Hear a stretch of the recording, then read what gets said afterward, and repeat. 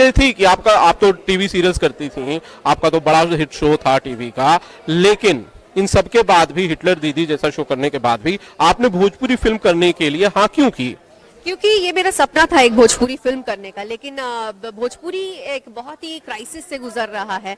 जैसे हम अगर किसी को बोलते हैं कि हम भोजपुरी फिल्म कर रहे हैं तो वो साइड हट जाता है। कभी भोजपुरी का मतलब होता है कि अश्लील गाने, ये ऐसे ऐसे मतलब हम सबके दिमाग में भी डाला गया है और लोग भी ऐसे सोचते हैं। लेकिन मैं आज जब वो मेरे पास आया प्रोजेक्ट लेकर, तब मैंने उनका काम देखा, उनके गाने देखे, किस तरह से ये पिक्चरें बनाते हैं वो देखा, तब मुझे समझ में आया कि अरे ये तो भोजपुरी फिल्म ऐसी भी बनती है। और फिर मुझे बताया कि आप इस स्क्रिप्ट की पार्ट हो, तो मुझे वो एक्साइट किया। मैंने बोला यही एक प्रोजेक्ट है जिसमें मैं अपना लॉन्च कर सकती हूँ अपने आप को, इसीलिए मैंने ये फिल्म पकड़ी। और 1 दिन में 2 दिन में बहुत ग्रैंड लेवल का रिलीज मिल रहा है ये।